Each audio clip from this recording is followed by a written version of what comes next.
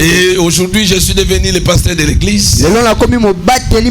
Quand je vois notre attitude face à l'œuvre de Dieu, je comprends que les désirs ont changé. Beaucoup d'enfants de Dieu n'aiment plus être servis par Dieu. Beaucoup d'enfants de Dieu n'aiment plus qu'ils soient un instrument pour l'œuvre de Dieu. Dieu devient leur travailleur. Nzambe boye e omonate wanaza biloko yo yango etikali lelo na bandimi. Et nous, quand on grandissait dans la foi, on ne voyait pas de mariage, on ne voyait pas toutes ces choses-là. Bien que c'était utile, mais on voyait comment Dieu peut m'utiliser. Nous avions une concurrence loyale. Quand je vois mon frère, Dieu est en train de l'utiliser. Pas par la compétition, non pas par la comparaison.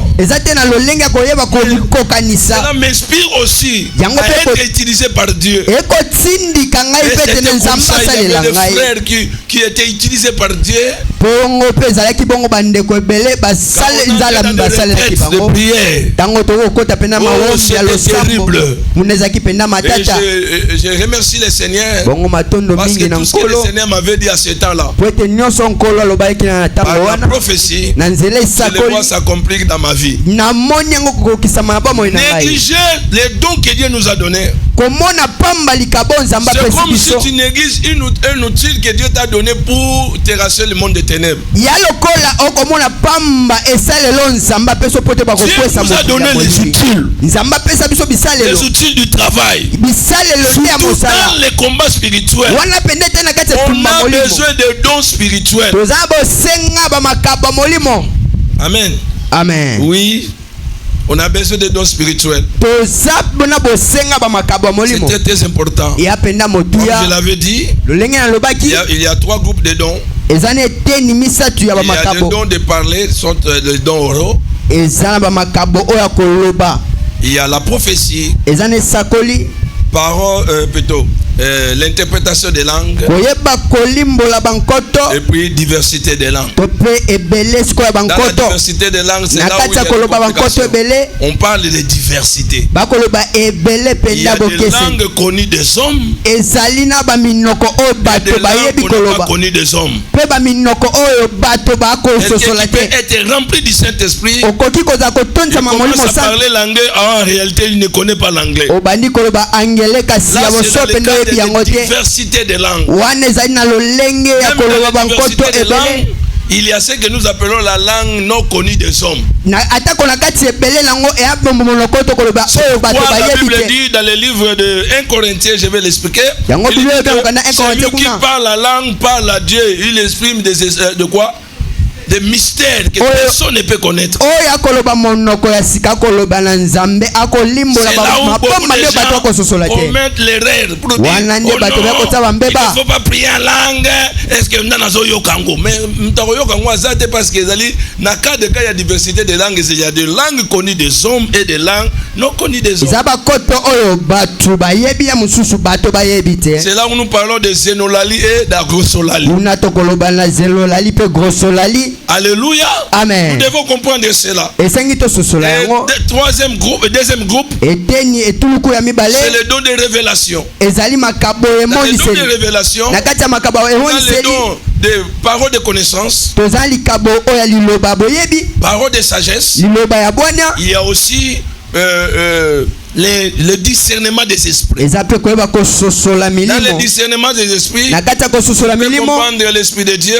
On peut comprendre aussi les esprits, de mauvais esprits. On peut comprendre aussi l'esprit humain. Alléluia. Amen. C'est dans le discernement des esprits. Le troisième groupe, c'est le groupe de dons de puissance. Là, nous avons le don de la foi. Il y a aussi le don des miracles et les dons de guérison. Je ne suis pas venu aujourd'hui pour parler de ces choses-là. C'est un grand enseignement. Je vais l'expliquer si Dieu le veut. Souvent tu fuis les mercredis. C'est là où j'explique. Je donne des enseignements. C'est hyper important de connaître cela. Comment ce don-là fonctionne. Comment la prophétie fonctionne. Comment tu dois exercer ces dons-là. Il y a des préalables. Il y a des choses que tu dois comprendre. Quand je vois ceci, par exemple, je peux te donner un exemple. Comment je sens que je peux guérir quelqu'un d'une maladie? Je peux sentir l'effet dans mes mains. Ou soit des démangeaisons. Là, peu importe la maladie que la personne porte. Si je lui pose les mains, il est guéri.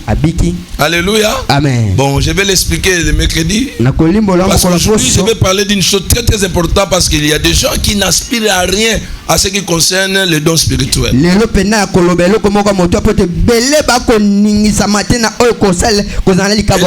vais expliquer comment on peut avoir des dons. Il y a trois manières. Lorsque tu acceptes Jésus dans ta vie, et que tu es baptisé du Saint-Esprit, il y a des gens au même moment, un don s'ouvre dans sa vie. D'autres, c'est par imposition des mains. D'autres, par aspiration. C'est pourquoi Paul dit aspirer au don spirituel. C'est lui qui aspire. Qui a la soif de Dieu. Je peux m'arrêter là. Et je parle d'une chose très très importante aujourd'hui. Les vases donnés. Les vases que Dieu peut utiliser. Mes frères et sœurs, il y a tant d'années dans la vie chrétienne, j'ai compris une chose. Dieu nous appelle. Il a sa part de responsabilité. Nous aussi, nous avons notre part de responsabilité. Souvent, ce que l'homme peut faire, il attribue à Dieu. Et ce que Dieu peut faire, il le fait parce qu'il est Dieu. C'est à nous maintenant de comprendre quelle est notre part de responsabilité pour que Dieu continue à nous utiliser. Malheureusement, comme je l'ai dit, beaucoup d'enfants de Dieu n'ont pas la soif là d'être utilisés par Dieu. Quand Dieu commence à l'utiliser, l'orgueil arrive, il se voit supérieur à tous, et c'est à ce moment-là qu'il commence à descendre. Donc quand Dieu nous donne quelque chose, soit un don, quand Dieu commence à nous utiliser, il nous demande d'être humble afin qu'il continue à nous utiliser. Et il y a des préalables. Lorsque nous parlons des vases d'honneur, la Bible, on peut le lire dans le livre de Timothée. 2 Timothée chapitre 2. 2 Timothée chapitre 2.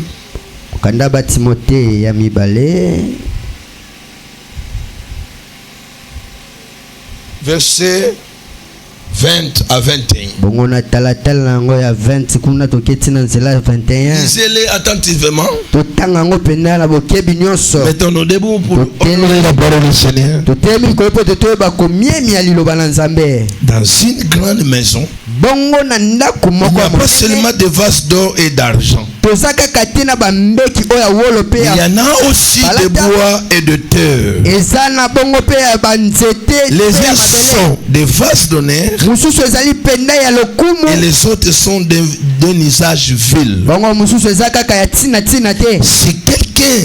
Si si donc quelqu'un se conserve pire bongo soki moto ye pena mi bateli na en s'abstenant de ces choses, na ko mi bateli na tina il makambo sera wana un vase d'honneur, akozala mbeki moko motuya sanctifié, oye bulisami utile à son maître, na tina na nkolo na ye propre à toute bonne œuvre. bongo ebongisami na makambo nyonso ya malamu. La parole du Seigneur. Loba na nkolo Acclamons le Seigneur. oteteli nkolo maboko. Là on nous parle de vases d'honneur. bakoloba biso na tina ba mbeki. La Bible dit dans une grande maison il n'y a pas seulement des vases d'or, d'argent, de bois ou de terre. bongo biblia lebete na ndaku moko monene ezaka kate ba mbeki oyo ya wolo ya palata to pe ya nzete to ya mabele. Donc il explique dans la maison il y a tant de vases. bongo kolimbola biso te na kati ya ndaku eza ba mbeki penda Et quand nous ebele. parlons de vases, tango tokoloba na tina ba c'est mbeki un récipient. ezali zungu moko. Alléluia. Amen. Récipient qu'on doit utiliser. Zungu oyo esengi basalela Le récipient à tout usage. to pe nzungu oyo bakosalela nyonso. Alléluia. Amen. Alléluia. Amen. On peut les servir pour laver les mains, bakoki kosalela yango te basukolela yango pour maboko. faire la lessive, basali basukolela yango pour bilamba. faire aussi la vaisselle. bakoki kosukolela yango mpe basani. Alléluia. Amen. Il y a multiples usages qu'on utilise pour un récipient ou bien un vase. bongo esalelo nango ezali na lolenge ebele ntango bakokosalela yango. Ici la Bible awa bibilia parle ekolobela biso de la maison, d'une grande maison. bakoloba pena na ndaku Et moko cette monene. maison c'est la maison de Dieu. ebongo ndaku yango ezali ndaku Dans ya la maison de nzambe. Dieu, na kati ya ndaku ya il y a des nzambe vases d'or, ezali na bambeki il y oyo ya a aussi des wolo. vases d'argent, eza mpe na bambeki oyo il y ya a aussi des palata. vases de bois, eza bambeki et oyo ya il y a aussi des mabaya. vases de terre. eza mpe na bambeki oyo ya Mais mabele. on donne le préalable pour être un vase d'honneur. kasi bakopesa bamasengi mpo Il y a tozala ce mbeki que oyo Dieu lokumu. fait. eza makambo nzambe Et il alingi. y a aussi ce que l'homme fait.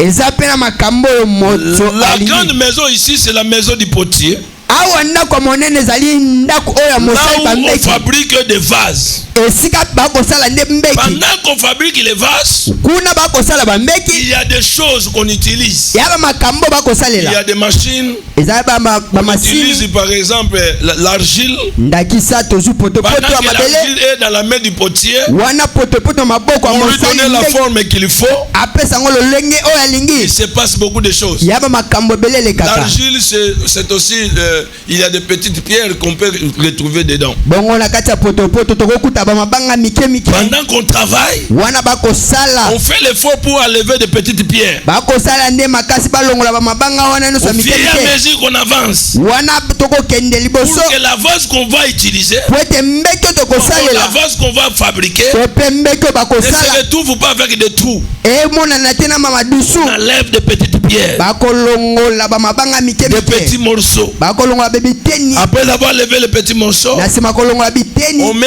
aussi de l'eau. batiaka mpe mai. Pourquoi on met de l'eau? mpona ye batiaka mai. Pour former la pâte. po ete basala yango ekoma Et pendant qu'on potopoto. forme la pâte, na kosala yango ekoma on est en potopoto. train de malayer la pâte. bakobalola nde potopoto. Pourquoi? Pour trouver s'il y a encore des résidus. po ete bakuta su soki bamakambo mosu ya mike mike eza On na la kati. lève. balongola. Là, c'est un grand travail que Dieu fait pour nous. wana mosala monene nzambe Quand asala il mpona nous biso. appelle dans sa maison, ntango kobenga biso na quand kati ya il ndako na veut nous ye. utiliser, ntango alingi kosalela c'est à nous biso. de nous laisser que Dieu puisse nous faire ce qu'il veut. eza nde na biso tomitika ete nzambe asala Parce biso que oyo l'argile alingi. ne peut pas dire au potier, donne-moi la forme que moi-même je veux. Non, c'est le potier qui donne la forme à l'argile. po ete potopoto koloba te na mosali bambeki pesanga lolenge ngo nalingi. eza nde mosali mbeki nde akopesa ngo C'est lolenge. là où on a des problèmes aujourd'hui à l'église. wana nde esika toya makambo lelo na kati ya Dieu eklesia. veut briser ton orgueil. nzambe alingi kobuka Dieu veut likoko na briser le yo. caractère de ta famille. nzambe alingi kobuka ezaleli Dieu ya veut libota. briser que j'appelle les cœurs de votre tribu. nzambe alingi kobuka oyo ezali ekolo. Les comportements de motema ta ekolo. tribu. lolenge ekolo na bino. Alléluia. Amen. Parce que nous tous ici, il y a des gens jusqu'aujourd'hui bien qu'ils sont chrétiens, mais les habitudes de leur tribu continuent à agir dans sa vie. po ete mingi kati na biso awa atako aza mokristo me lolenge ekolo na bango ekokoba kosala kaka kati na ye. Alléluia. Amen. Dieu fait un grand travail. nzambe akosala Quand mosala il nous monene. appelle, ntango akobenga biso il veut nous donner la forme qu'il faut. C'est à nous de nous laisser entre ses mains. L'argile entre les mains du potier. Pour que le potier puisse lui donner la forme. Pendant qu'on est en train de maluer. Alléluia. Amen. Qu'est-ce qui arrive? L'argile étant un homme.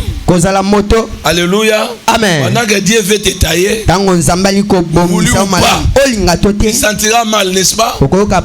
Peut-être par ton orgueil, il y a quelque chose que tu bénéficiais. Peut-être par ce que tu faisais auparavant, tu gagnais de l'argent et cela te suffisait par rapport à ce que tu peux faire sur la terre. Mais Dieu voit que dans cette voie-là, il est en train de te perdre. Alors il veut maintenant changer ta manière. Pendant qu'il est en train de te former, tu sens la douleur. Toi qui avais l'argent avec beaucoup de facilité, Dieu fait briser ton orgueil. Il bloque les robinets. Et pendant que tu es en train de souffrir, tu crois que tu es en train de souffrir. En réalité, Dieu est en train de te former. Dieu est en train d'enlever des résidus dans ta vie. Pour te donner la forme qu'il fait. Et pendant ce moment-là, quand on est en train de faire pour façonner l'argile,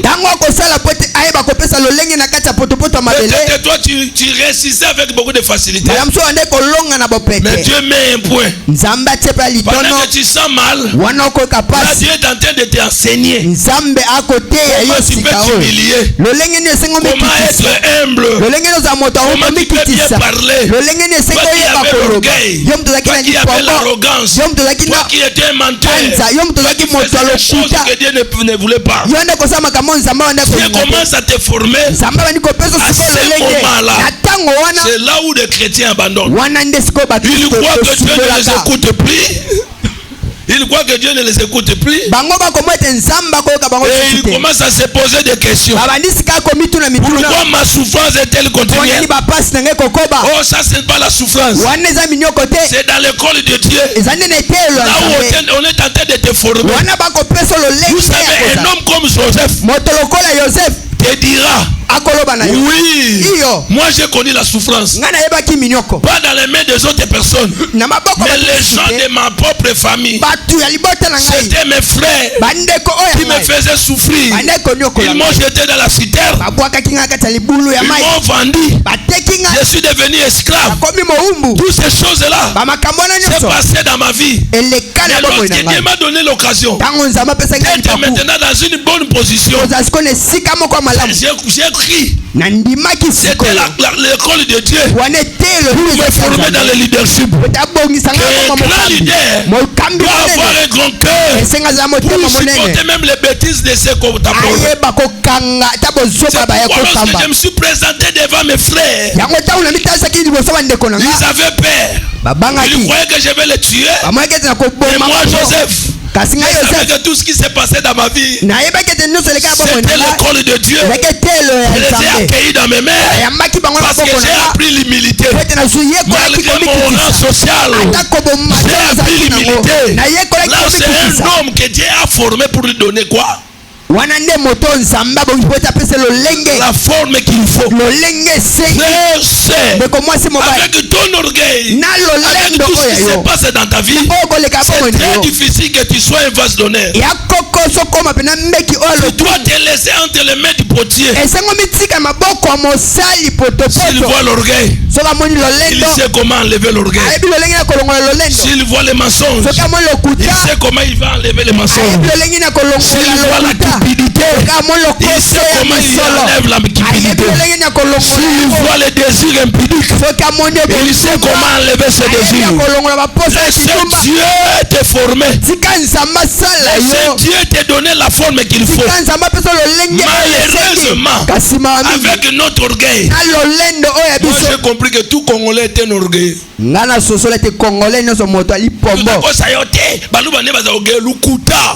Tout Congolais est un orgueil. Tu comprendras ce que je vais dire. Remarque très bien. Quand tu achètes un nouveau habit, Qu'est-ce qui monte dans ton cœur? Tu as toujours tendance que lorsque je marche, il y a des gens qui me regardent. N'est-ce pas?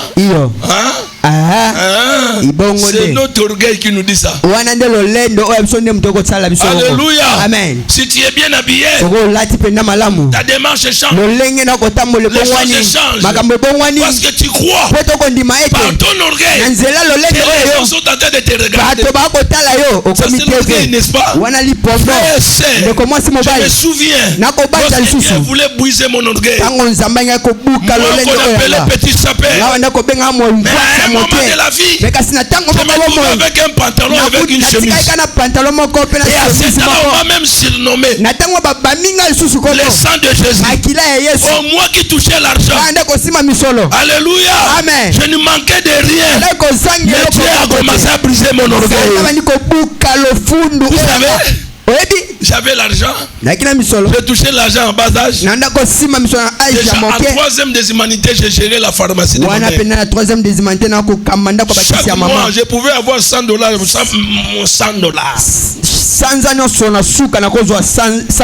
Que je ne peux pas dépenser parce que je mangeais à la maison.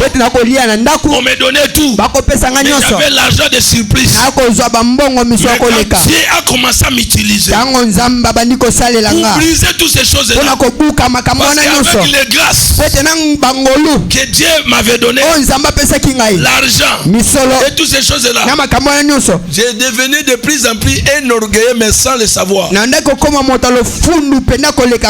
voyais que dans ma paroisse, personne n'agissait comme moi.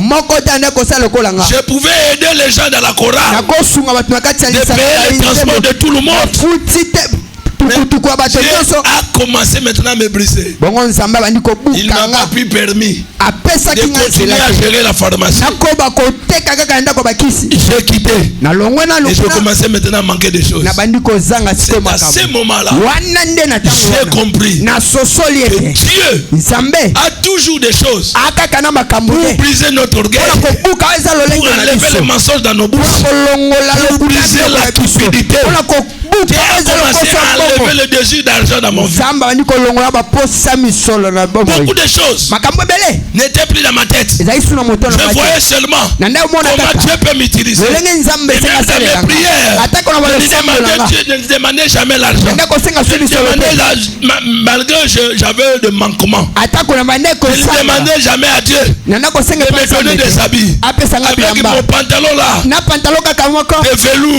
velours et les chemises rouges là, j'étais toujours à l'église. Chaque dimanche, j'étais là dans sa présence. Au culte du soir, j'étais là parce que j'étais aussi dirigeant de la chorale. Je me présentais toujours là. Vous savez quoi? Là où j'ai compris que Dieu, il peut enlever tout ce que tu sens de mal dans ta vie, tout ce que tu as hérité de tes parents, Dieu peut l'enlever. Dieu a commencé à briser, enlever même la colère que j'avais. J'étais un homme colérique. Lorsqu'il commence à m'utiliser, je me suis laissé entre des sentiments. Il a commencé à enlever toutes choses dans ma vie. Alléluia. Amen. Avec les gens qu'on a grandi ensemble, ce n'est pas par orgueil. Il y a aucun qui a un bon témoignage comme moi. Alléluia. Amen. Alléluia. Amen. Il m'arrivait que les frères de l'église qui m'apportaient des filles,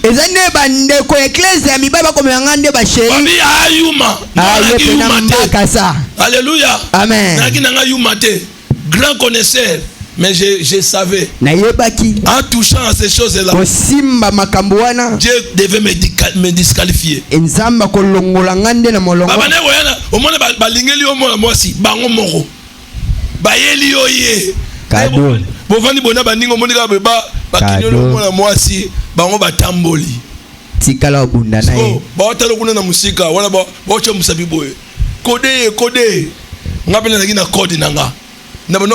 Toujours na Nouveau Testament na poche. Ah. Alléluia. Amen. J'ai évangélisé des filles comme ça. Mes amis l'ont dragué pour moi. Mais arrivé devant moi, j'ai commencé à les prêcher. Alléluia. J'ai commencé à gagner des filles comme ça dans le Seigneur. Les capacités, les gars Jésus. Les gars Jésus. Donc,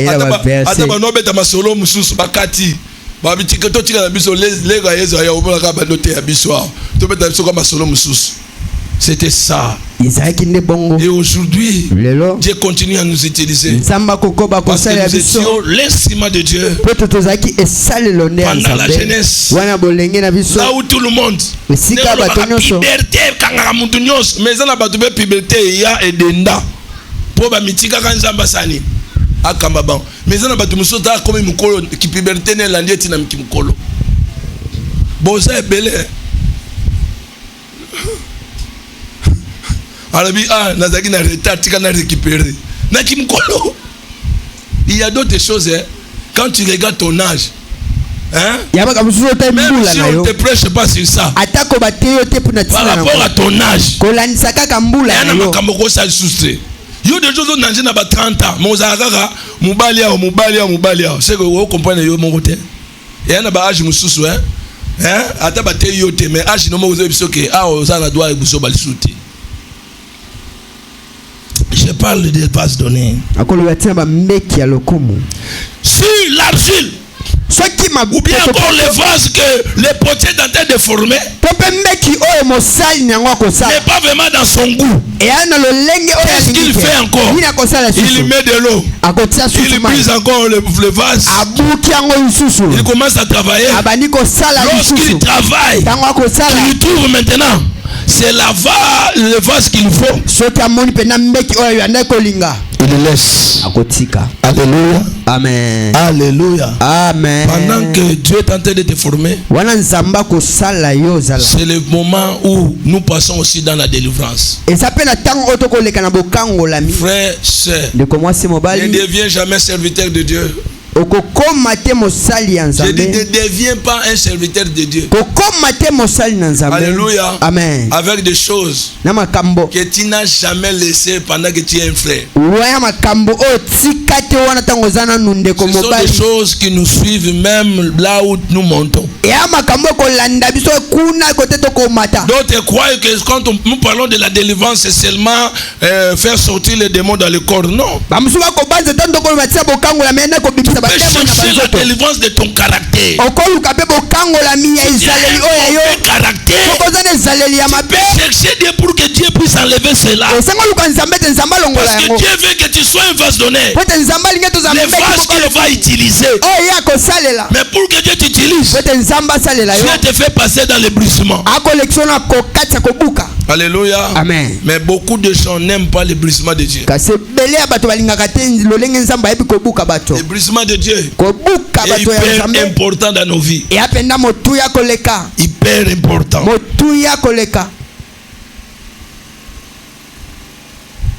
Alléluia. Amen.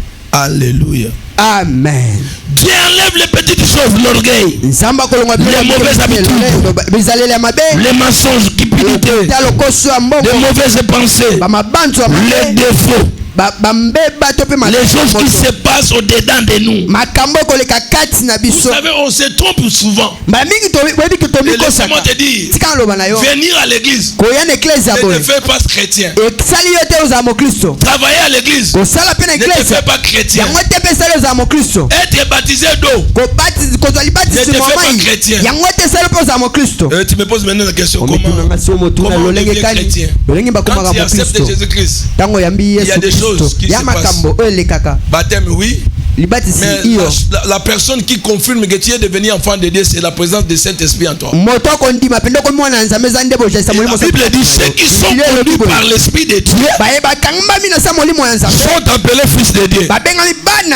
Alléluia. Amen. Celui qui n'a pas l'Esprit de Dieu en lui ne lui appartient pas. Donc tu peux venir à l'église sans avoir l'Esprit de Dieu en toi.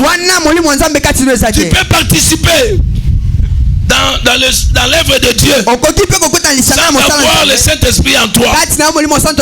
Alléluia. Amen. C'est lorsque le Saint-Esprit maintenant commence à nous diriger. Il est venu dans notre vie. Parce que nous sommes son temple. Il commence maintenant à nous diriger.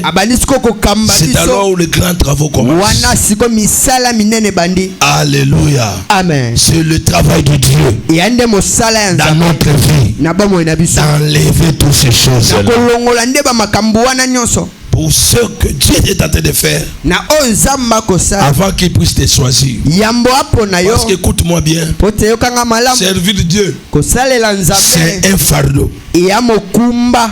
Dis à la personne qui est à côté de toi, servir Dieu, c'est un travail. C'est un fardeau, c'est un fardeau. Alléluia. Amen. C'est un fardeau accompagné de privilèges. Mais si tu refuses le fardeau, tu n'auras jamais de privilèges. Il faut porter le fardeau pour avoir des privilèges. Et pour porter le fardeau, tu dois avoir aussi un cœur pour porter cela. Mais si tu n'as pas le cœur de porter le fardeau, ton cœur sera dans les privilèges. Et quand tu te plonges dans des privilèges, tu ne seras jamais un vase donné.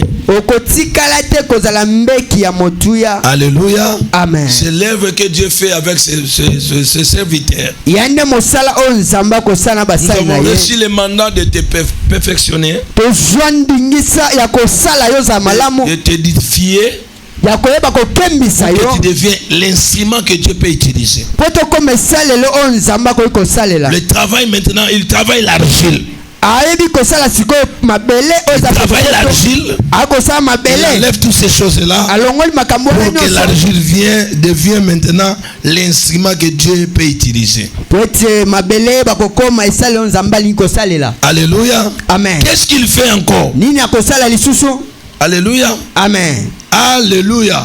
Lorsqu'on met de l'eau dans la pâte, jusqu'à ce que de l'eau se mélange avec la pâte, la pâte devient un peu solide parce qu'on a déjà formé les vases. Qu'est-ce qu'on fait? On l'étale sous le soleil. C'est le soleil maintenant qui a maintenant la capacité de sécher les vases, de sécher de l'eau qui est dans les vases. C'est un grand travail. Moi j'appelle le soleil, ça peut être les souffrances de la vie. Le soleil peut être aussi, alléluia, l'épreuve. Parce que l'eau qui est en toi, l'eau qu'on a mis pour que la pâte devienne pâte, c'est la parole de Dieu. Alors le soleil est en train de prouver si réellement tu avais la parole. Dieu t'envoie maintenant des choses, les épreuves de la vie. À partir de ces épreuves-là, tu es en train d'endurer. Alléluia. Amen. On sèche d'abord le vase. Après l'avoir séché, on regarde bien. Alléluia. Amen. Le soleil est comme le feu de le four. La souffrance, les moqueries des gens, les injures, l'humiliation, les rejets, les persécutions, les provocations des gens. Tu ne peux jamais être un chrétien sans que tu puisses passer par ces choses.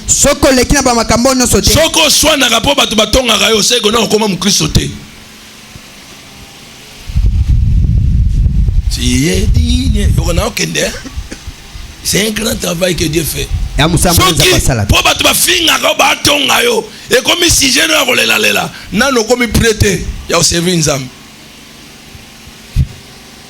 Vous savez, Jésus a dit, celui qui veut me suivre, il doit se renoncer à lui-même. Et la deuxième chose, il doit faire quoi?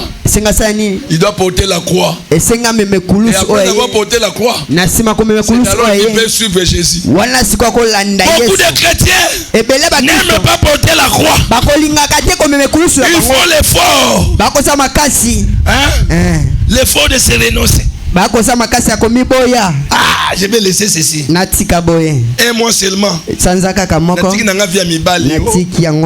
ça bien même mon Christ. On a souci côté Italien. Abibonatiki. Avant ni un mois à Piaka. Atali yaja nae. Adega son beti moi tour.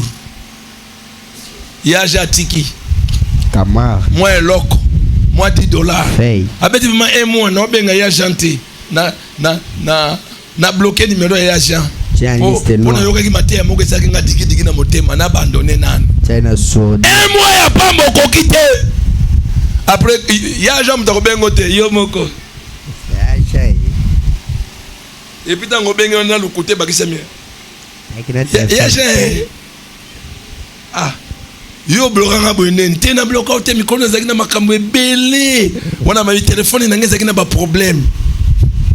Yango monité na bongo téléphone c'est ma problème yo lukanga te po anini makambo tel mais les gars belé moi même moyen ko déplacer ça te olobe ka sinini nazam piake akasoya na poko ya kozwati ya Jean wana zoki décision nini je dois abandonner et c'est ni na sundola na il ne supporte pas. Oh, Dieu passe par là pour enlever quelque chose dans ta vie.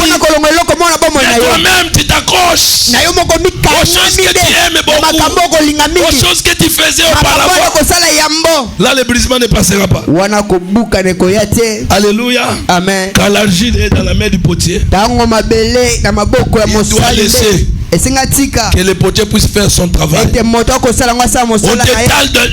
sous le soleil. La frappe commence à te Dieu commence à te frapper. Là, c'est pas le diable. C'est Dieu qui enlève d'autres choses qui restent. Alléluia. Amen. Il commence à enlever les choses qui restent. Il sera totalement à lui.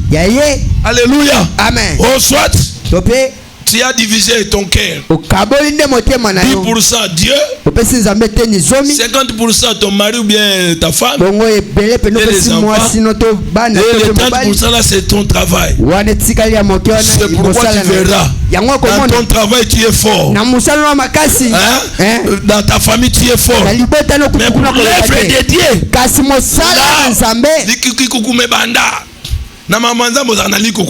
na musala no kikukumesela kate na ndako na bino na misala bandako na bino ya nyonso ezala kate l'église kaka nde tozala na ba problème. Alléluia. Amen. Alléluia. Lorsque Dieu est en train de te briser comme ça, il va atteindre quelque chose dans ta vie. Lorsque tout travail finit, c'est alors maintenant Dieu arrive pour faire quelque chose. Après avoir été séché, alléluia. Amen. Il y a un autre travail. C'est le travail de garnir les vases. Comment on garnit les vases? C'est-à-dire, on prend ce que nous appelons soit du papier vert. On commence maintenant à limer petit à petit pour que la vase devienne lisse. Après avoir terminé à lisser, garni par le vernis bien quelque chose. Et lorsque maintenant on présente le vase, si on te montrait comment on le fabriquait, tu n'allais pas l'utiliser. Mais parce qu'on a bien préparé cela, on l'a bien formé, on te présente tout simplement le produit fini. Dieu veut te présenter au monde comme un produit fini. Le produit prêt à consommer. Dieu veut qu'on puisse te consommer dans cet temps ici. Écoute-moi, enfant de Dieu. Il y a des réalités qui échappent à notre contrôle. Parce que nous ne voulons pas se laisser faire. Nous ne voulons pas que Dieu puisse nous travailler. Alors maintenant on commence à forcer Dieu. On ne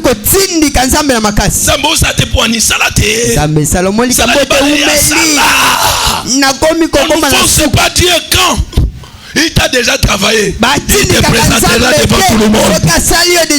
Alléluia. Il te présentera devant tout le monde. Après avoir garni les vases, on l'arrange tellement bien. Alors, on présente les vases au marché. Là maintenant la vase, la garnison, garnir les vases. C'est-à-dire Dieu te donne maintenant la possibilité que tout le monde puisse te regarder.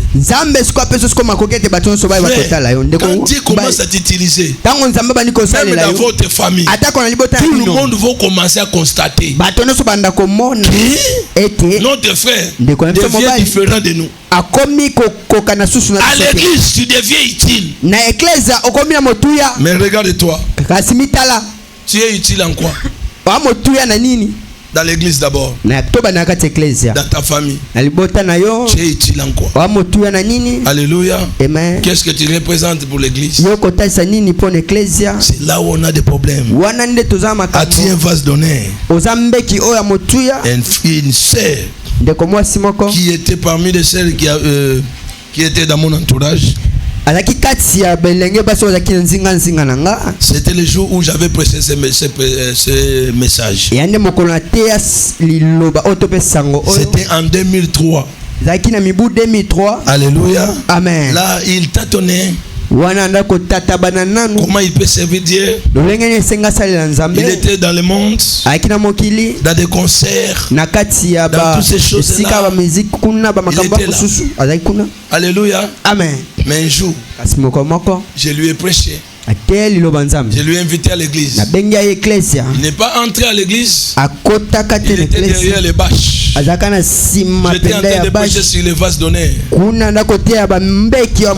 a attendu cette parole. Dieu peut l'utiliser aussi. Si c'est laisse Dieu le former. La sœur était en train de pleurer derrière. C'est le jour où elle a pris la décision de servir Dieu. Gloire soit rendue à Dieu. C'est parmi les sœurs jusqu'aujourd'hui qui gardent la discipline dans sa vie. Alléluia. Amen. Je n'ai jamais entendu de mauvaises choses dans sa vie. Oh,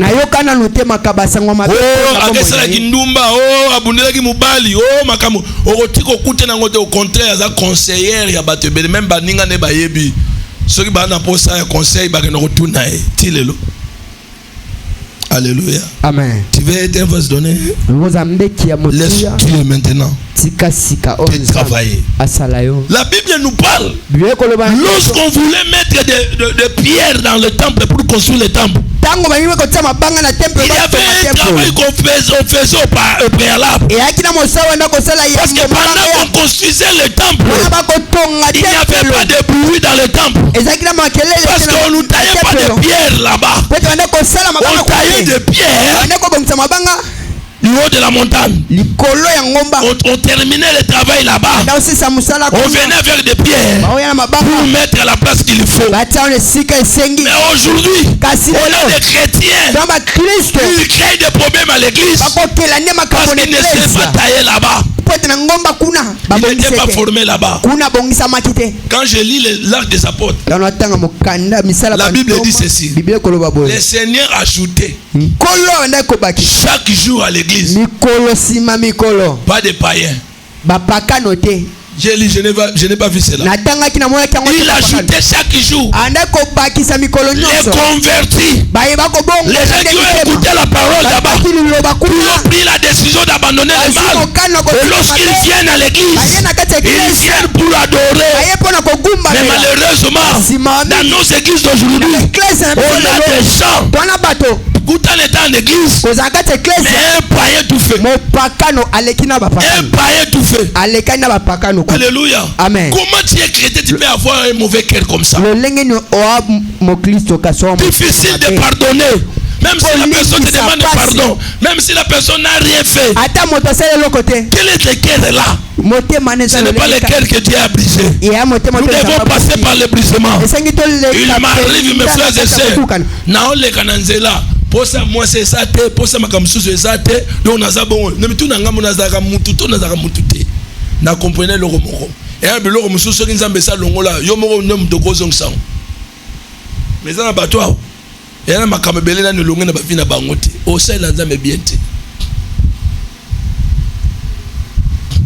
La vie chrétienne, ce n'est pas ce que tu crois là. Tu viens à l'église, tu retournes à la maison. Tu viens à l'église, tu retournes à la maison. Ça c'est pas la vie chrétienne. La vie chrétienne, c'est la vie de discipline. La vie chrétienne, c'est la vie de sacrifice. La vie chrétienne, c'est la vie d'amour. La vie chrétienne.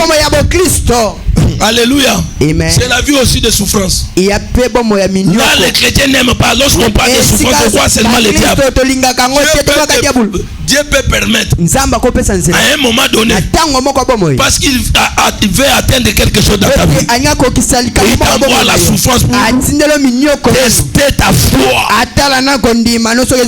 Est-ce que tu t'attacheras à lui malgré cela? J'aime la Bible. Il dit malgré tout ce qui est arrivé dans la vie de Job, Job ne pécha. Alléluia. Amen. Biloko nyonso sili bana bakufi okomi yo moko na makwanza na nzoto mais balobi malgré nyonso komela wana asumuka te mais yo osumuka kaka po zange lamba okekuta na yasha okesimba kisi osumuka kaka po mikolo zampiaka obano sumuka omoluka ba manière nino robeta matolo ya kokuta pozwa mbongo osumuka kaka mikolo na po bilamba sika eza yote frère. Bon, aujourd'hui, Nzambe asunga, mais na mankara pe biloko na kolo ben église té. Soko za mona maele, okoko ta la perdre tika na combien de souliers. Okoyeba. Okoyeba. Mais ce n'est pas ça mon motif. Je ne viens pas ici pour parce que je manque ici de soutien. Non. C'est une chose. C'est lui qui a permis que je me retrouve ici. Il est le Dieu tout-puissant. Si Dieu veut te tailler, il le fera. Mais cela dépend aussi de toi. Est-ce que tu vas te laisser Dieu te tailler, te donner la forme qu'il faut? Ozana mobali te nzamba zo mono a célibataire atindolo mobali ya bien mais yo oza célibataire mais mibali ya bato après nzambe libali e umela eko umela donc si oza frère oza ni chéri est-ce que ça problème chaque chose a son temps eza likambo ya agité et likambo ya temps. Yebsa muninga pemele za likambo agité likambo atan. Likambo atan. Okoza na 30 ans maintenant ba bongisi lo ba na 35 ans. Oh nyonso ko forcer na se et a ko koso to na ko ba posa nzoto.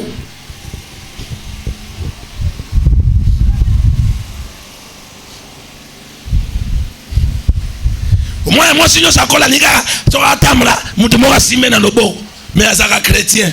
Quelle hypocrisie to sani. Tala ozana posa nzamba selo tika nzamba longa matono ozana matono ebele ba misusu badana 5 na ba oya kabelo oya lamba oya boy après zo nous abeta fiko fio boba kisa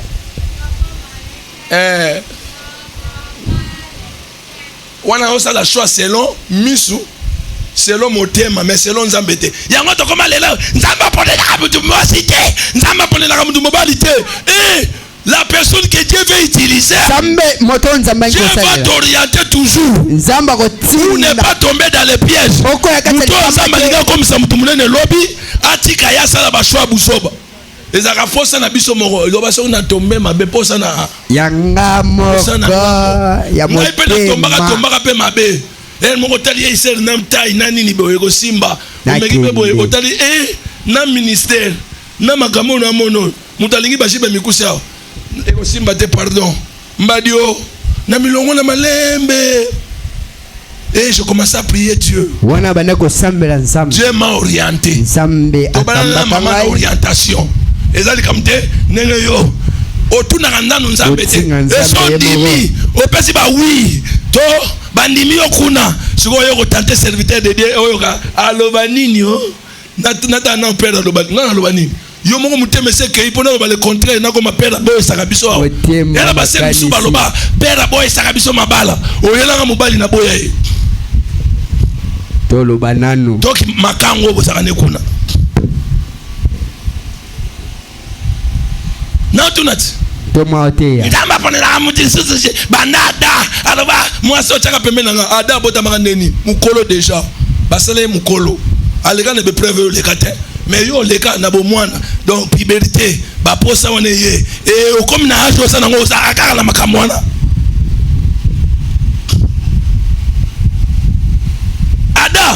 Ce n'est que normal. À côté de la moi si mon jardin dédé. À bazaka misa tout hein. Mais yo, nanzelo les romona comme les basi. Yo, nanzelo les romona comme une balle. C'est-à-dire c'est à toi maintenant. Et ça le billet. Ya ko mpana malama celui qui cherche trouve. Foi bien le bete oko lukanda kozwa. Invoque moi. Belelanga. Hein? Yo ka c'est dans problème ya mbongo. Ba révéler ka bando ka famille na bino. Même na domaine à soi. Invoque moi je te répondrai. C'est d'annoncer des choses cachées. Les choses que tu ne connais pas. Laisse Dieu t'utiliser. Sois les ciments de Dieu. Un vase donné. Dieu veut que tu sois un vase donné. Dans cette génération, Dieu a besoin de vases donnés. Car il est écrit dans sa parole. Dans le livre de Romains chapitre 8 verset 19. L'humanité attend avec un ardent dessus la manifestation des fils de Dieu. Où sont les fils de Dieu qui doivent se manifester dans ce temps ici? Pendant que le mal est en train d'envahir le monde. Où sont les fils de Dieu qui doivent se manifester? Où sont des vases donnés que Dieu peut utiliser pour changer des choses tout autour du monde? Malheureusement, nous on croit la vie chrétienne. Tu quittes ta maison, tu viens à l'église écouter la parole, tu entres, et pendant ce moment-là, tu pars au fait. Alléluia. Dans beaucoup de choses. Sans te tenir compte que nous avons un peu de temps sur la terre. Nous sommes des pèlerins. Tu es venu dans le monde pour accomplir une mission. Étant chrétien, nous avons une seule mission. Aller faire de toutes les nations médecine. Mais pour que tu sois le ciment de Dieu, tu dois passer par la formation de Dieu. Il y a la formation de caractère. La formation des caractères. C'est là où on a des problèmes. Tu as accepté Jésus-Christ dans ta vie. Tu as fait une bonne chose. As-tu abandonné ton caractère? As-tu abandonné le caractère de votre famille? As-tu abandonné les désirs qui montent à chaque fois? Frère et sœur, le diable ne t'attaquera toujours là où tu es faible. Sokoza serviteur, plutôt célibataire. Et que ya mobali, misino zaka kotala mona mwasa kitoka leka botali oyo nzungu oyo sili. Diable abelombe mona kanisa kuna moyo penser te que nzambe ba ko salelo. Yes. C'est pourquoi nous tombons beaucoup. Le Seigneur veut t'enseigner pour te dire, il veut que tu sois un vase d'honneur. Dans une grande maison, il y a plusieurs vases. Mais on l'a mis dans deux groupes. Il y a des vases d'honneur et le vase à usage vil. Alléluia. Amen. Tu peux être des vases d'or. Tu n'as pas d'importance plus que le vase de terre. Tu peux comprendre cela. Dans nos maisons, nous avons des vases qu'on n'utilise pas n'importe comment. Les vases qui sortent que lorsque tu as invité les gens dans ta maison, n'est-ce pas? Et ça, basani au sale la ratine. Bon, ça basani ya bapaya. Soit il y a mobile non aliaka. Bongote. Nous sommes bassi marangote. Ma vase d'honneur yangwana. Et cause na ngo ya mbele ya mabele. Mais ya or. Et servi na ngo ya sur la ba maboko na ba nyonso mais ya mabele wana. O batelango bien. Et ça na ba verre mususu. Bana ba komelela mai. Bongote. Mais ça na ba verre oyo. Yo mo ne touche pas ça. On est allé à m'inviter na yo. Ya bato baza honneur. Nzambe pe na kata ndako na ye. Toza bongo. Yo sikoza na catégorie ya ba vase nini. Oyo ba tizaka na usage civil. Ton na usage honneur. C'est à toi maintenant de comprendre que depuis que tu es devenu chrétien, tu es devenu le vase d'honneur que Dieu peut utiliser. Ou bien tu es le vase à usage civil. Même les gens s'étonnent si réellement tu es chrétien. Alléluia. Amen. Pour devenir le vase d'honneur, tu dois te laisser que Dieu puisse enlever les défauts dans ta vie.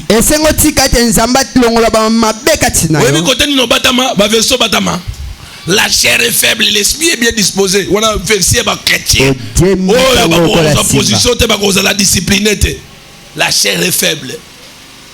Dieu savait que la chair est faible. Mais comment il peut nous obliger? Lui qui est saint, il dit soyez saint comme je suis saint. Donc c'est à l'homme maintenant de chercher la sainteté de Dieu. Quand tu cherches Dieu, c'est lui qui te donne sa sainteté. Il va te justifier. Bien que la chair est faible, Dieu a la capacité d'enlever les défauts dans ta vie. Tu ne serviras pas Dieu avec tes intentions là. Tu ne serviras pas Dieu avec ton orgueil là. Tu ne serviras pas Dieu avec ta cupidité. Tu ne serviras pas Dieu avec ton mauvais caractère. Il est temps que les choses changent dans ta vie. Dieu veut t'utiliser, mais c'est toi-même qui deviens une barrière pour Dieu. Basio argile, batali forme ba pesa ki yo za bien te. Babando buko lisusu bo ba pesa forme lingi yo lobi pendant ce temps nous mona 5 ans mo bozo leka o balité. Et puis mikolo mo bala mutazala raté. Oh. Bino mo bobe ngo nini tout réseau. Langage wana yo ko mingi pas ba fi tout réseau. Azo ba papa mikolo, azo ba marié, azo étaliété. Il y a problème les aller c'est la vivre.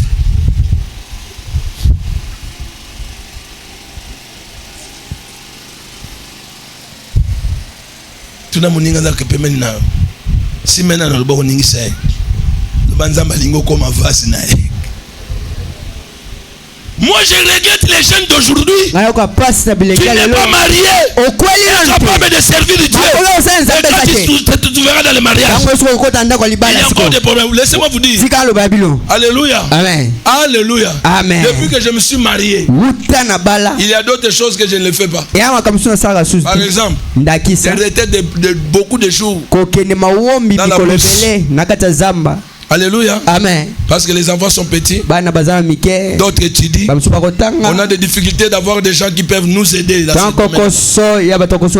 Moi-même, je les amène à l'école chaque jour. Alors si je suis à la retraite, ça devient un peu difficile. Mais pendant que j'étais célibataire, c'était des choses que je faisais chaque semaine. J'étais toujours en train de prier. J'ai encaissé des choses. Amen. Lelo.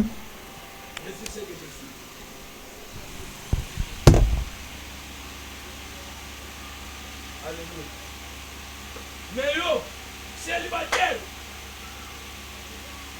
jeune paix. Je vais la poser là. Là, vous allez aider. Vous allez dans ma vie. Hein? Vous allez dans ma vie. Banda ko bana ko bo ti lo ko bo ngati banda ko bana ba de ma joma voyage ti lo ko voyage ti Il y a d'autres choses, Dieu te dit, ça les ramène avant qu'on s'en mette pas au lieu. Ça la même ciment dans la vie. Dieu t'a donné un don. Tu dois être utile pour l'église. Alléluia. Alléluia. Dieu t'a donné un don. Mais pour l'utilité commune.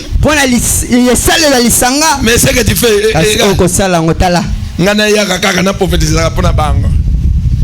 Après na zongi ndako nzala ngala yebi bato balata kaka po don lisakoli babala po na don lisakoli na yebi yo kasi ma bena za ne loko tenga na ke balé na ba glace nzaki nango impossible. Je vous dis la vérité, le roi dernier choix déjà simité na bana siko kotala quelle est la femme qui sera capable de porter le fardeau du ministère. Moi sinon na makoko ko mema mokumba lotomo. Je l'ai observé pendant 2 ans, je l'ai dit ici. Natale mibumi balé. Chose dans le côté. Frère, rien. Tu vois, yo, aucun n'a qu'à bala. Osa ne l'eau ni no batwa quoi apprécier. Ah. Nous avons pas bala comme ça dans Zambé. Oh memele nini. Aïe. Yo prière négligent. Nini chose. Ba don za mapesa côté. Ya. Wa kuna tina na. Yo moko koma ko tufango. Babengo yaka prière na ya prière te na sa makam na ngai bamsu ba etufe ngo na nko akeko etufe don na nko le vase donné bambeki o lokumu le vase donné bambeki ya lokumu c'est très important mes frères et sœurs ya penda motu ya Dieu fait que nous sommes des vases donnés nzamba lingete toza ba il veut nous utiliser alinga asale la biso mais il nous regarde asako tala biso il travaille dans nos vies ako sala ne ko le travail n'est pas encore fini wana mosale sili ne sois pas pressé de sortir kozala kaka moto ne sois pas pressé d'être couronné de gloire. Même si dans le monde donne il y a encore des choses en toi. Peut-être l'orgueil viendra pour t'empêcher d'évoluer. Alléluia. Amen. Là, c'était la part de Dieu. Qu'est-ce que Dieu fait? Il travaille l'argile. Il lui donne la forme qu'il faut. Il le met au soleil pour être séché. Après avoir séché, il met le vernis. Il garnit le vase. Lorsqu'il garnit le vase, maintenant ça devient le rôle du vase. Qu'est-ce que le vase doit faire pour être un vase donné? La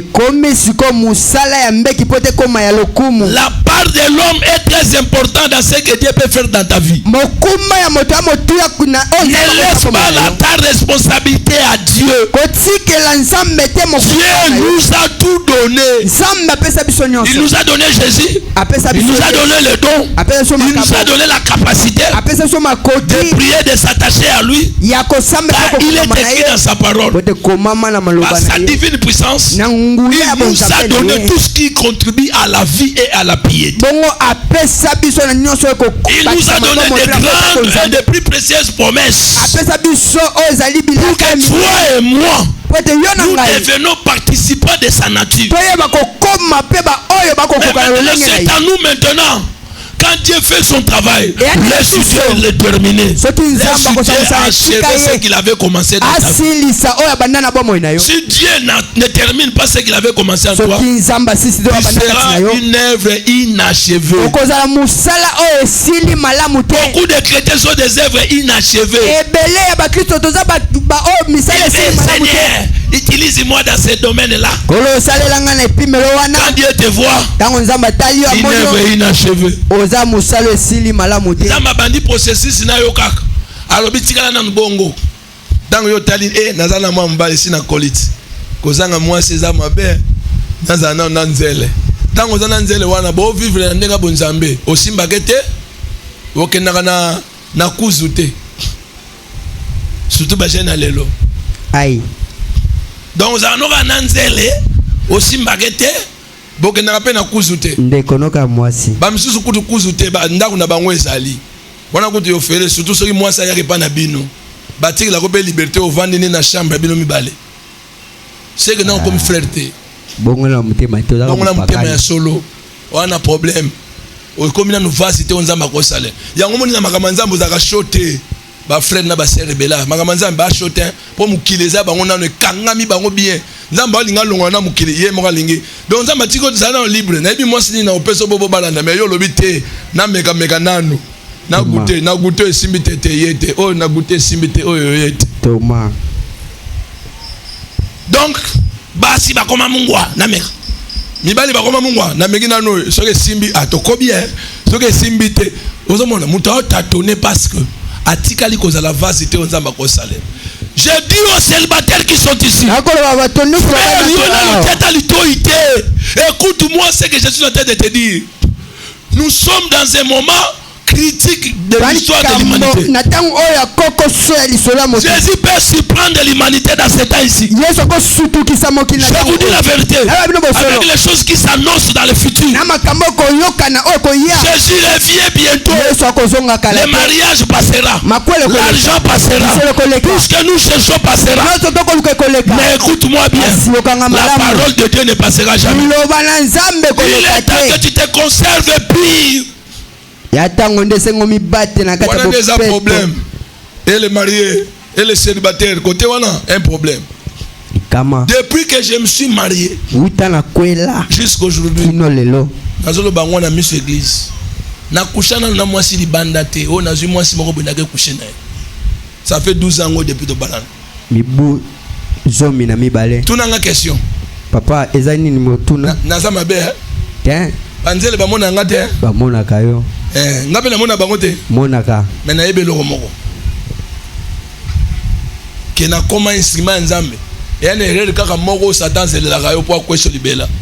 Abotolo maloba moyo lobeza. Yango moni na makambo ikobo na loba ngo clair parce que kuna okuta ngate. Kosela nonga makambo okuta ngate. Po ba lobelo makambo ngo bakuto na ngote. Comme les bato bakosela nga makambo bakuta na ngote.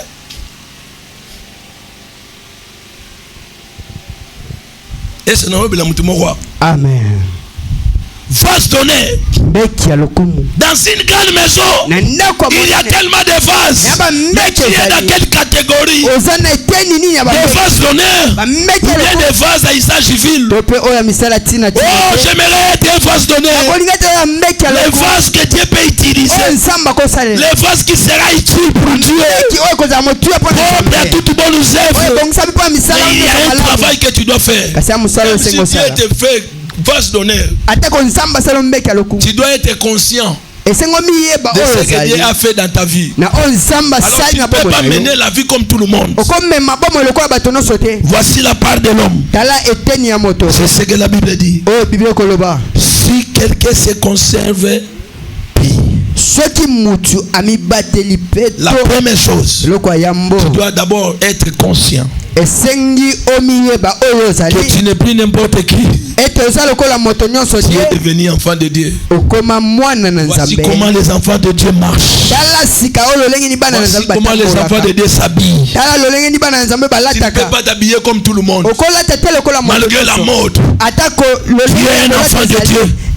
Quelqu'un m'avait posé la question. Montrez-moi les magasins qu'on voit des habits des enfants de Dieu. Parce que lui aussi, malgré qu'elle est servante de Dieu, mais sa manière de s'habiller excite même les sœurs de s'habiller comme lui. Il a posé cette question.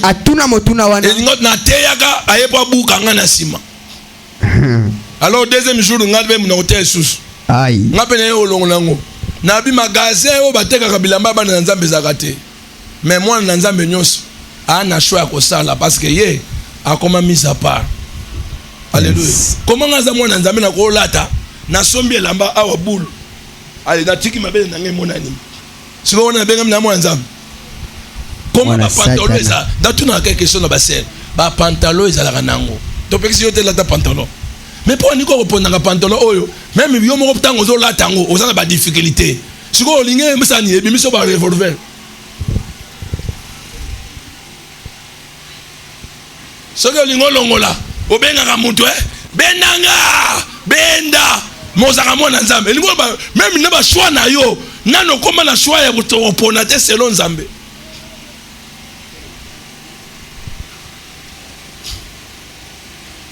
Voilà. Même n'a pas coiffe. Mon live sortait. Coiffe ça et bon salini. Ngai chose à serviteur so beti de anzela a na doit disqualifier. Pour ba to ba beta ngoli bosso za yote. To mona ngwe pas païen. Comment l'autre mona pas païen comme modèle na biso.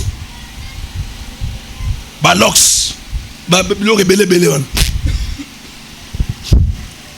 Oh Dieu, ne regardez pas ce qui fait plaisir. Avant d'acheter quelque chose, c'est ton cœur, n'est-ce pas, qui a admiré la chose. Donc mon thème, nous sommes soumouga avant même là te Laurent. Sœur, frère Sozana, bino bino ba Soza frère Simba sœur, yebse bon ça ko lata ko la mwana nzambe yebse. Oh moni. Samuel Rwamba bibendeo. Yebise bongisa kolata. Okolata bilata la tate. Siko olati bongo komi na nzela, bato bamona kate encore ba pengwe base bela. Voilà zo mona bien, ngave ba lola kala nzela. Oza komi ko s'exposer diable a kosuwa yo. Okuta na muntu siko za maloba kolega yo. Bono la na maloba na mikonyo so na butu ola lo kaka maloba ba cheke yo lito ina tongo ba che ti suka ke luke. Otie ngalo bango mwasa makasi azalaka te. Mwasa makasi ezalaka o Yesu asimbi pa bateli ye bien. Pe amitiki Yesu akamba ye. Soki bongo te na o bano mwasa makasi azata taza mwasa mukonzi. Mwasa makasi azalaka te. Soko akutani na parolier akende. Na yebi makamna oloba. Na o bana yebi makamna oloba. Ntoma yebi. Oui. Un homme expérimenté. Non, na de comment mingi na kati ko sonné. Ya mwasi. Do sonné na edake na ba conseil makamba bele. Yoka makamba séduction. Abina na osaka na maloba moko ya douceur. Oyebi ko convaincre miteme déjà bando koya sans que ngana yeba. Mais lokola lobi maloba bongo na kati mbala moko kwe. Na solane soutenga vieux tata oyo. Lobi comment na sepela kaka ne lobaka e bana bongo. Yebsa moninga simé bien mi batela. C'est le temps où Dieu veut utiliser l'église. Parce que c'est le temps que Dieu veut bénir ses enfants. Mais il veut utiliser les vases donnés. Les gens, première chose que tu dois faire, tu dois être conscient qui tu es. Qui tu es. Et la deuxième chose, alléluia, amen, tu dois payer le prix.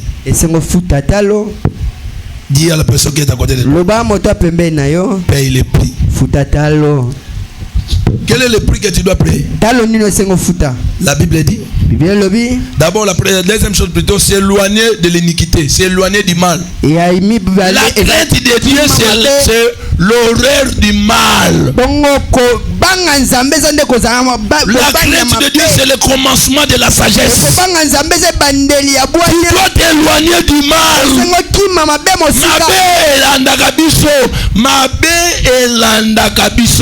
Mais tu dois t'éloigner du mal. Partout au Kenya, au Kuta na batatation ma bezali. Parce que munguna atavera partout. Mais c'est à toi de s'éloigner du. Et ande na yona ko kima nde mabe wana. Yebsa muningo kima rappelle lisumu. Yebsa tunena. Lisumu mette na porte no kima rangope.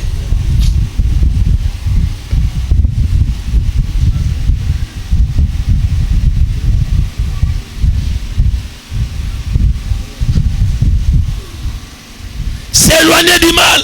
De l'iniquité, des mauvaises pensées. Parce que tout commence là-bas.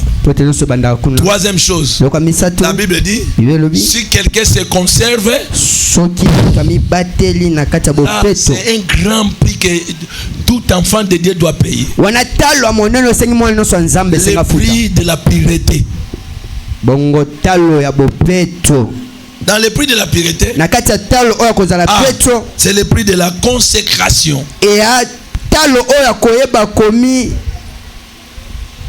Commis bonza. Tout enfant de Dieu doit se consacrer à Dieu. Et dédier à Dieu. De laisser Dieu te conduire, de laisser Dieu t'utiliser.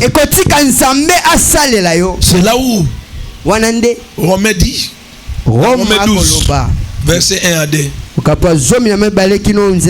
vous exhorte par la compassion de Dieu. Nous vivons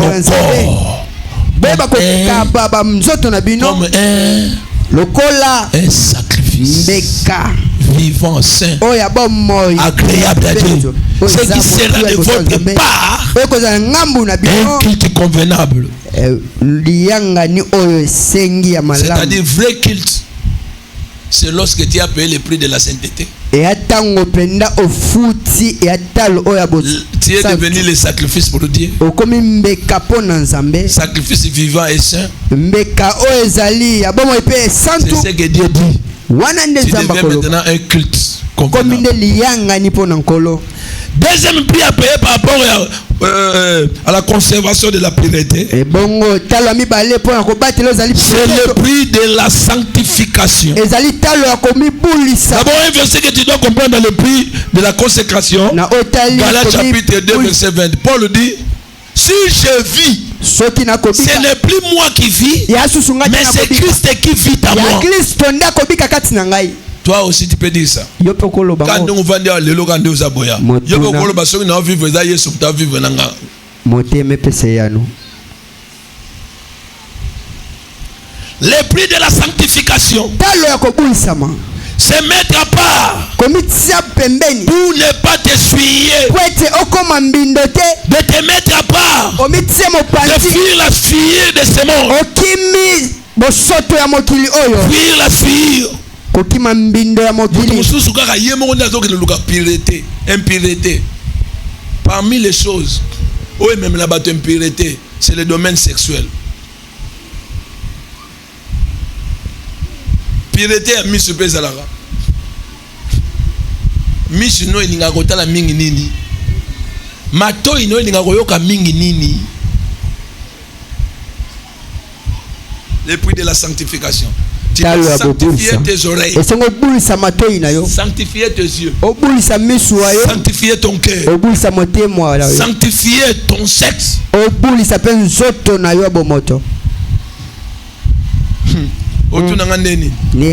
Papa. Alléluia. Amen. Il y a des pratiques qu'on fait aujourd'hui qui n'honorent pas Dieu. Même si tu es marié, il y a d'autres pratiques dans le domaine sexuel. Tu ne peux pas le faire étant enfant de Dieu. Même si la Bible ne le dit pas.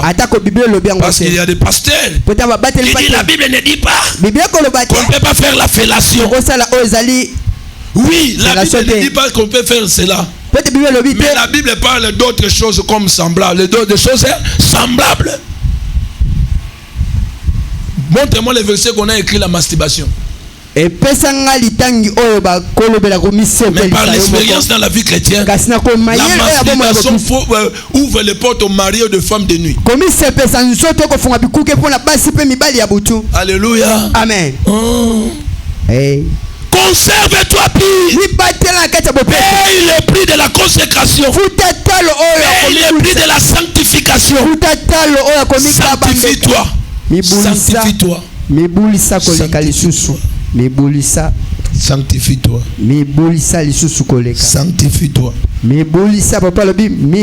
Sanctifie-toi.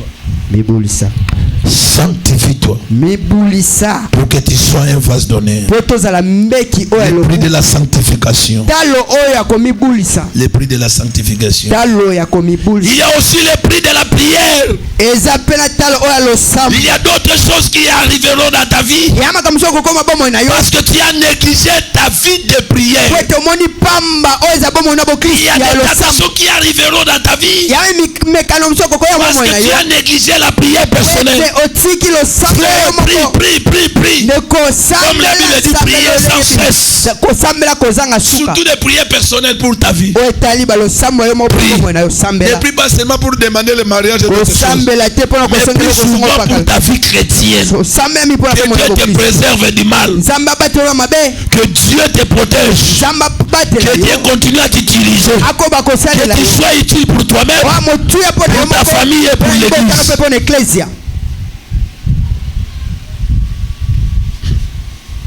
Alléluia. Amen. Les prix de la prière. Et si quelqu'un se conserve pire, on a ajouté une autre chose. En s'abstenant de ces choses. En s'abstenant, là c'est la part de l'homme. Tout ce que je suis en train de citer ici, c'est la part de l'homme. La prise de conscience, c'est la part de l'homme. S'éloigner du mal, c'est la part de l'homme. Conserver la pureté, c'est la part de l'homme. Et pendant que tu es en train de conserver la pureté, voici les éléments que tu dois utiliser. Le prix que tu dois payer, c'est là où j'ai parlé, le prix de la consécration, le prix de la sanctification et le prix de la prière.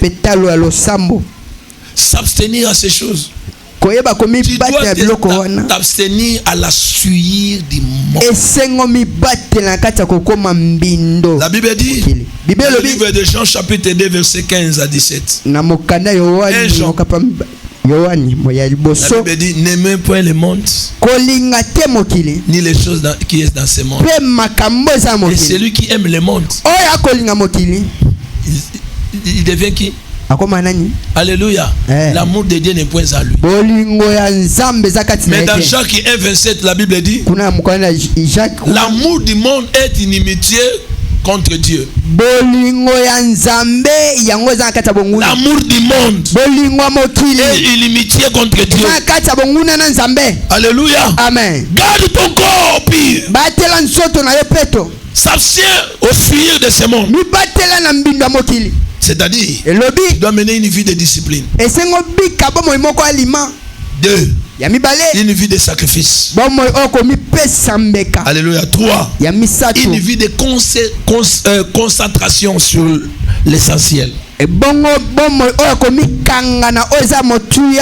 vie d'obéissance.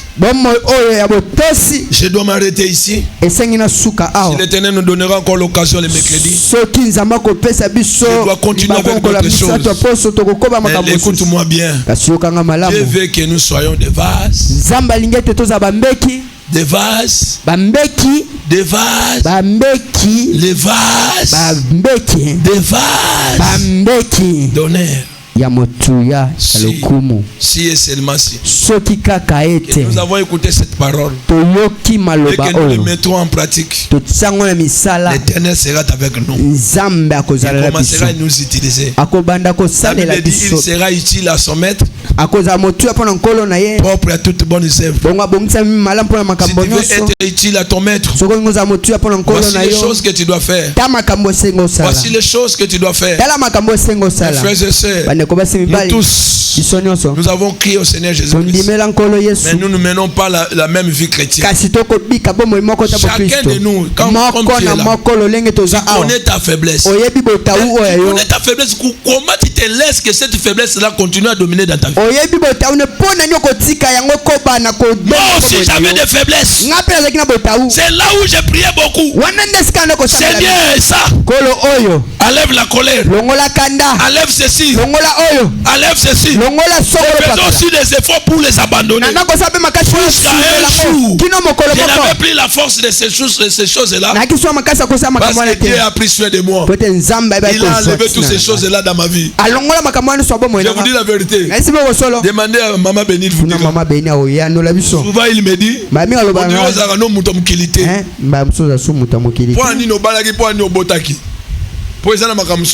atabana bazawa na soki deja na koti nanga bazara nzamba batela bango suki wa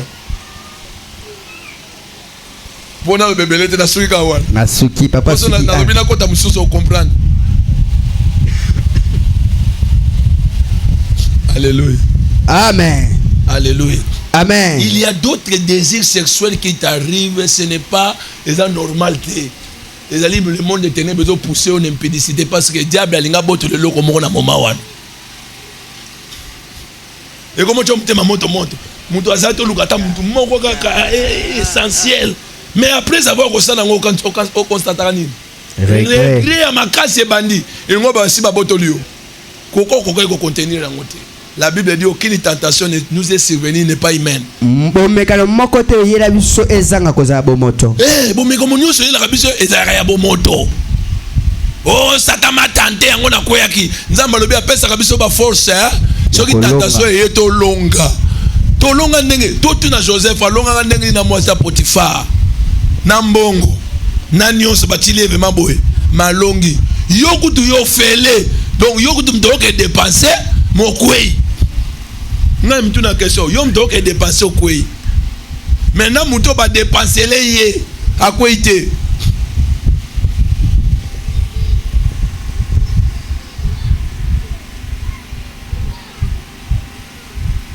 O sali na ngope calcul na tongo.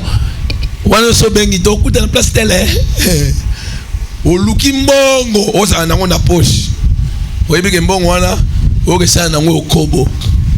Mais luka ka pe mbongo pona msanza mbeza bien. O buneli pe bongo. O yebi lelo lisume komi na permission moko yo sa na ngote. Biso bata to ko to ke ba petit, soko lingi mo petit nzele na yo. Donc jamais ko te pa na bango. O le kaka na baba ayebi da siffler na pipi pipi pipi pipi.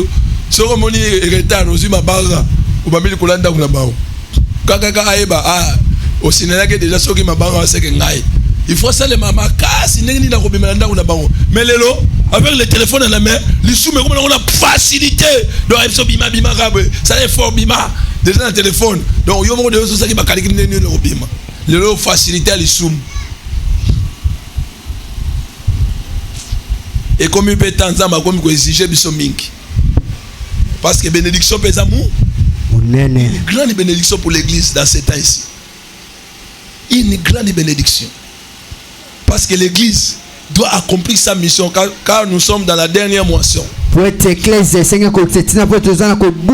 sommes les ouvriers de la dernière heure. Donc après ce terre, il n'y aura plus le temps pour le monde. Mais c'est à nous maintenant de faire notre travail. Dieu attend. Nani walinga salela. Mazo monate. Yango la biki enverrai ja monate. Ata na rédemption. O sala ko nzambe mais mukili ya ko sakanate. Donc ça va bi mukili.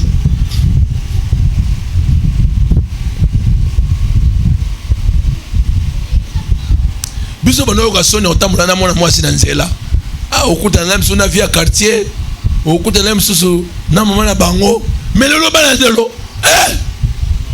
Bakuda yebi ne loka kos mwana biso mwana classe na biso batali mwana classe na bango na mama ndefa pembe ye atana no elenge et c'est donc kanga miss na biso to bondel na yebi te par nini yo esimbi eloko nini yo esimbi yo ozebi saka nzambe koloje écouter ta parole